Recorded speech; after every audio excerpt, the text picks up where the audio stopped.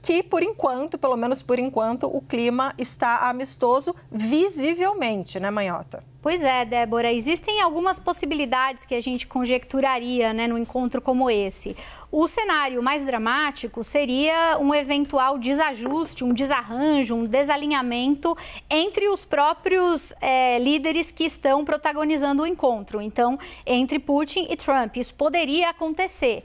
O próprio presidente Trump, quando tentou caracterizar as suas expectativas sobre esse dia, considerou a possibilidade de as coisas não saírem como esperado. E nesse caso, caso ele não tivesse as melhores impressões das intenções russas, ele mesmo deixou claro que estaria disposto a elevar as consequências a uma nova potência. Muito provavelmente, o que ele queria dizer com isso é que se os russos não fossem percebidos como partícipes desse processo de uma maneira construtiva, provavelmente caberia aos Estados Unidos agora apostar numa elevação de sanções, há quem diga nos corredores de Washington de sanções da ordem de 500%, há quem diga de sanções envolvendo particularmente o setor de energia, o setor militar. Há quem diga, por exemplo, sobre a possibilidade de estabelecer sanções secundárias, então triangulando com outros parceiros que ainda mantêm relações com a Rússia, como é o caso da Índia, como é o caso do próprio Brasil.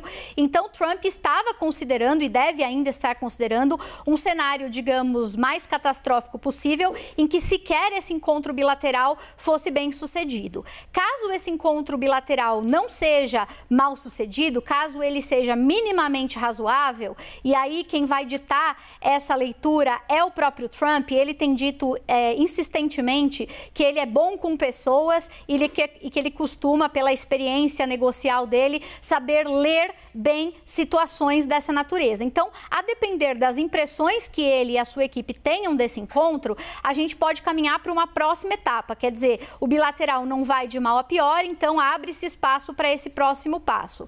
Qual seria o próximo passo? E esse é o X da questão que a gente falava aqui desde o início da nossa cobertura. Pode ser sim, Débora, que para ambos esses líderes exista um cenário favorável, pensando nos seus interesses em particular, e que, portanto, eles possam chegar a termos relacionados à Ucrânia e outros temas, mas que não necessariamente satisfaçam outros stakeholders, outros atores do processo, como os europeus ou o próprio presidente Zelensky e os ucranianos. Esse é um cenário intermediário, quer dizer, não vai tudo de mal a pior entre Putin e Trump, mas tampouco chegamos a um cenário desejado em que a guerra termina ou ela termina em termos favoráveis a todos. Esse cenário do meio, ele é um cenário considerado bastante provável, porque afinal de contas, o Kremlin tem sido muito incisivo na ideia de que não está disposto a abrir mão dos territórios conquistados, então Putin insiste em querer manter tanto a Crimeia quanto principalmente o Donbás, não aceita a ideia de ceder esses territórios atualmente ocupados pela Rússia, enquanto do outro lado do Balcão os ucranianos dizem a mesma coisa, não aceitam que esses territórios sejam entregues à Rússia e, portanto, desejam que eles sejam reincorporados à própria Ucrânia, né? Lembrando que o Donbás foi conquistado ali em meados de 2022 e que a Crimeia já está em domínio russo desde 2014. A gente está falando de algo em torno de 20% do total do tamanho do território da Ucrânia. Então, o que pode acontecer nesse cenário intermediário? Pode acontecer de Trump e Putin encontrarem um meio de acordo que lhes pareça razoável, mas quando eles chegarem para apresentar isso para os outros envolvidos, eles não se sintam confortáveis e essa negociação, então, fracassa ou, pelo menos, não entrega a promessa de um cessar-fogo. E aí o que acontece, Débora? São eventuais ações de guerra que continuarão existindo, porque os ucranianos resistirão e não entenderão isso como um cessar-fogo, assim como os russos, naturalmente, vão querer continuar mantendo o domínio da região que eles entendem que foi legitimamente acordada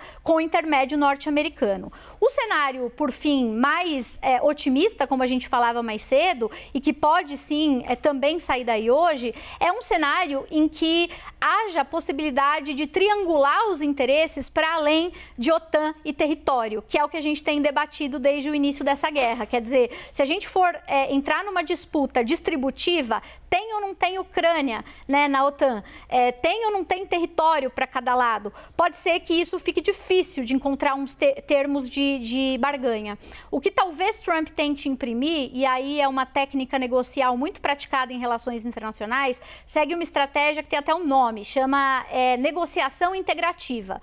Em outras palavras, em termos simples, o que é isso? É quando você expande um pouco o escopo do que está sendo debatido para criar melhores condições de troca. Então, assim, olha, eu sei que todo mundo quer falar de OTAN, eu sei que todo mundo quer falar de territórios perdidos, mas se a gente ficar só nisso, vai ser difícil encontrar bons termos. Vamos, então, negociar triangulando com um acordo nuclear envolvendo os Estados Unidos? Vamos negociar falando de benesses econômicas, que são um ponto sensível para a Rússia? Talvez esses elementos sejam tratados pelo governo Trump nesse momento como uma maneira de reduzir o protagonismo sobre os assuntos mais delicados. Então, resumindo essa ópera, existem alguns indicadores para a gente saber se isso foi bem sucedido ou não. Eu diria que o primeiro indicador é quanto tempo a reunião dura. O Trump já disse que se a reunião for muito curta é porque ela foi ruim, né? Ele espera que uma reunião mais substantiva dure um pouco mais. Então, acompanhar o tempo é um primeiro passo.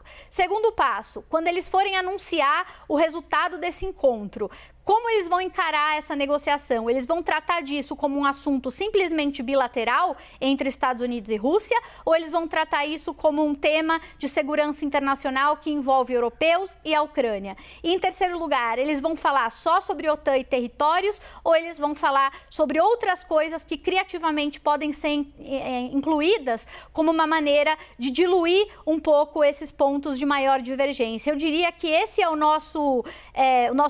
nossa fórmula mágica hoje para tentar extrair dessa conversa alguma conclusão. E, evidentemente, esses três elementos vão nos dar a temperatura para a gente saber onde isso vai dar. Cada um vai voltar para sua casa com a foto que lhe convém e com seus interesses internos assegurados, ou isso, além de tudo, vai reverter em um próximo encontro envolvendo outros atores, quem sabe até o presidente Zelensky, porque isso sim seria emblemático. Conseguir engajar em uma estrutura mais representativa outros atores representaria um ganho de mais longo prazo do que apenas um aperto de mão entre esses dois líderes nesse momento, Débora.